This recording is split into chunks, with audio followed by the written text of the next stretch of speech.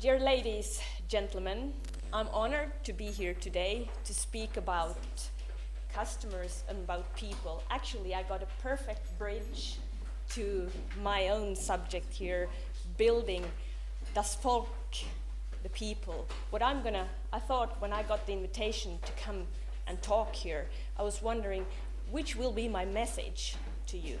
And my message is that the world will be a sustainable but digitally human world in the future.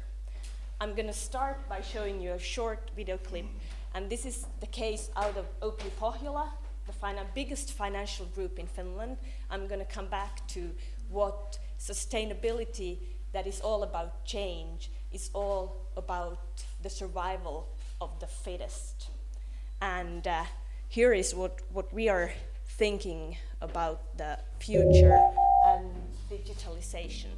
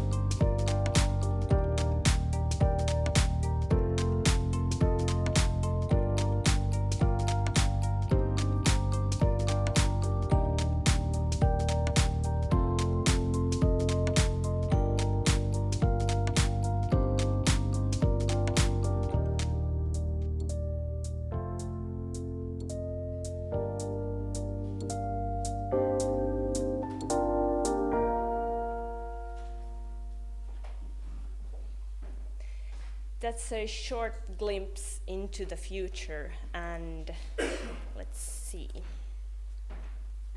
Okay.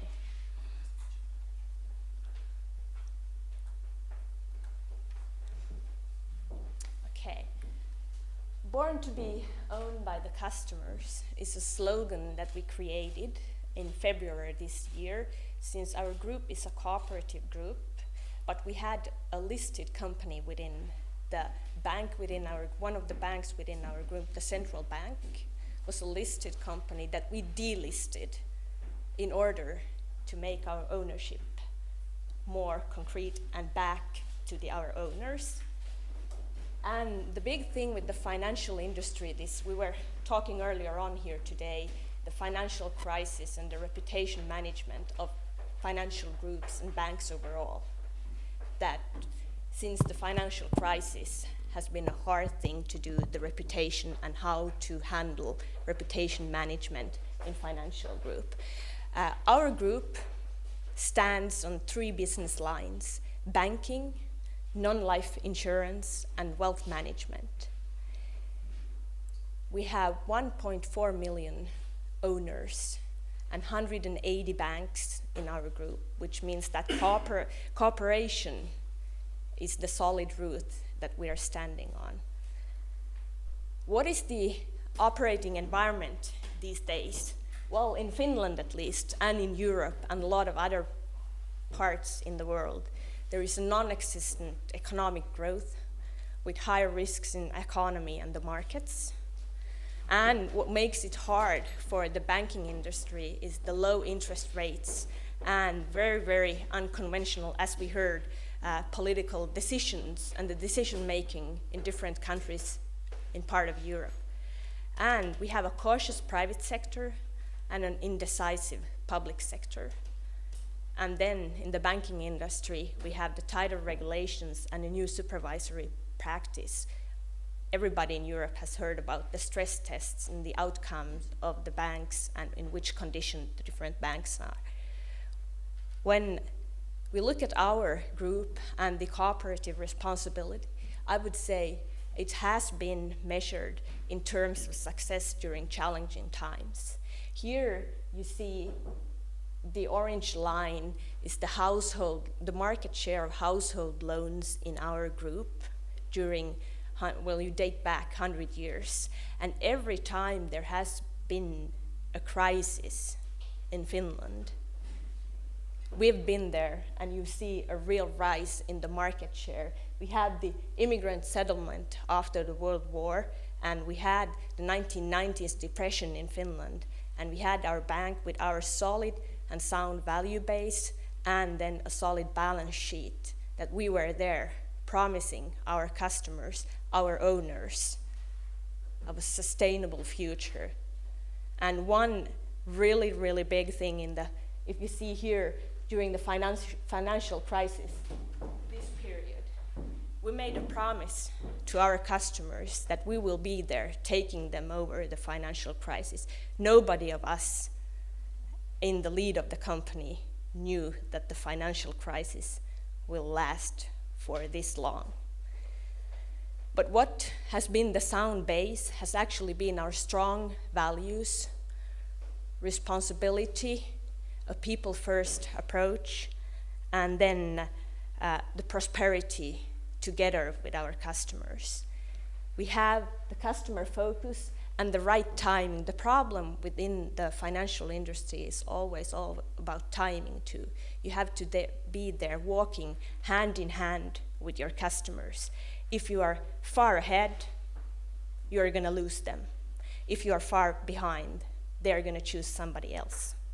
So how to walk hand in hand with your customers in a day of digitalization, where customer experience, customer satisfaction is the thing that is leading the market.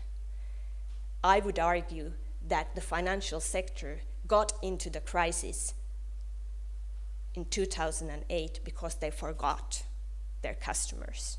They forgot the people. And then, what is the successful financial service group model in the future?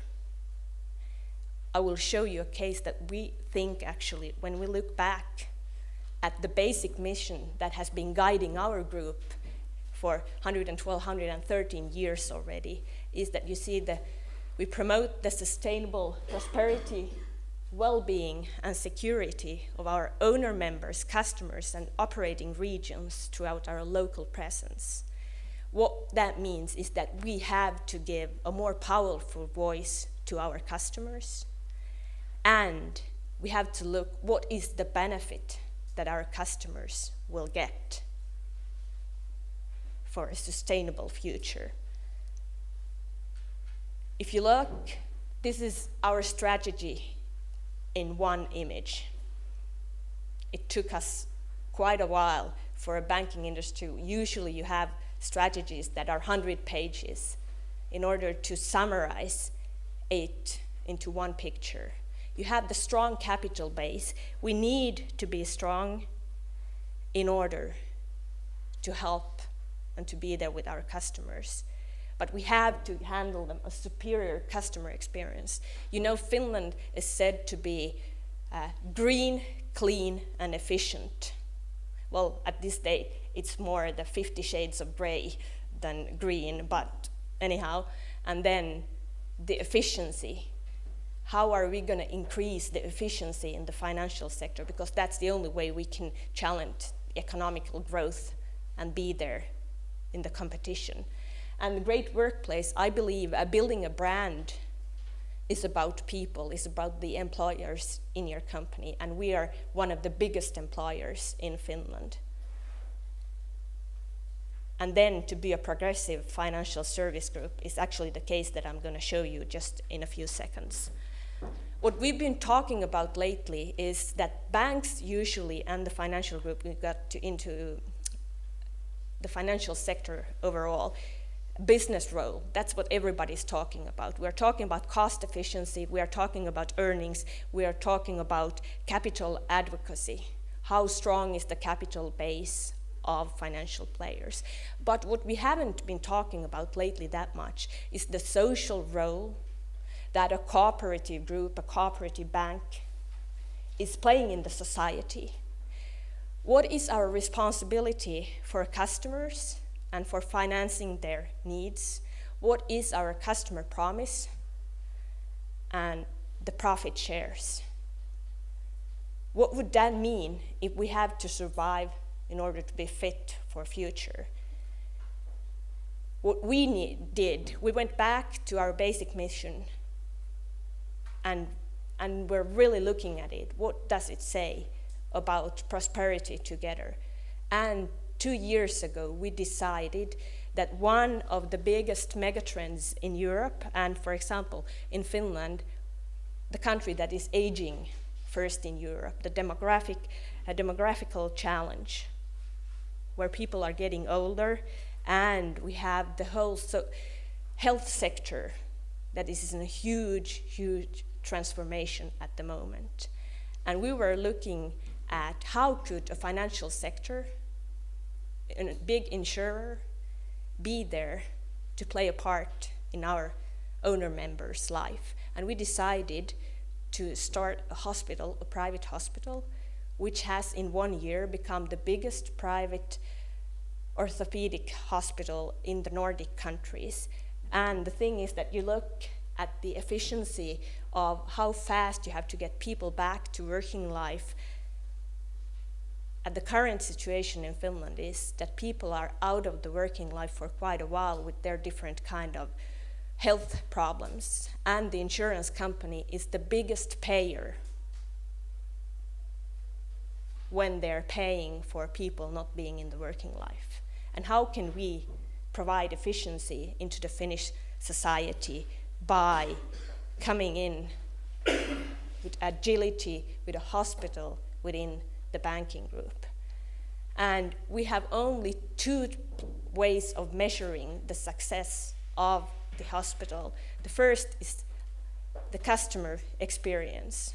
We are measuring how happy the customers, because the health sector generally has lost the focus of the customer. They're treating in big processes and roles, and they forget that there is a human being behind illnesses and sicknesses.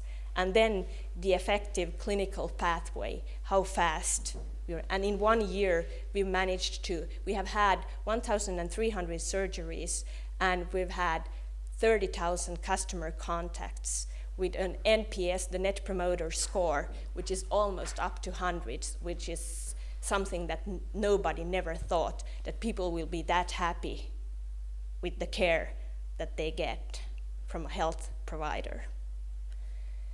And you see that we have been able to lower the amount of days that our members, Finnish citizens or whomever are our customers, to be back in working life after a surgery.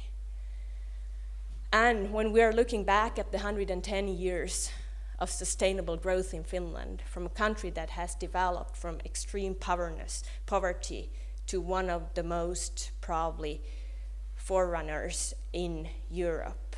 We've been there working hand in hand with these customers, these people. What does it need in order to be equally inspiring in the sequel to come? And that comes into the digitalization. We're in a disruptive industry where, as you look at you here in this room, you are using your mobile phones, you are using your iPads, your tablets. You're completely mobile, you're connected.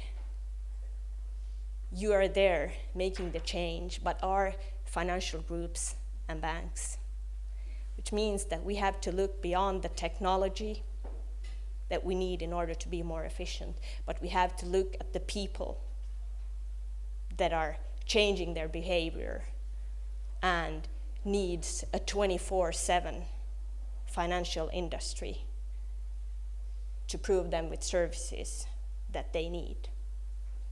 That, I think, is sustainability. When you look at the wellness, the prosperity, and the well-being, which is not only about transparency and democracy, as we saw here, but is about the everyday life and how we are managing it in order to create more growth.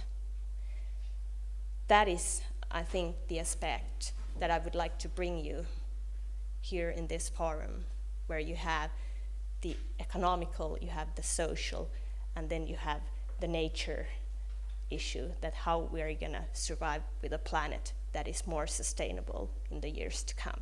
Thank you.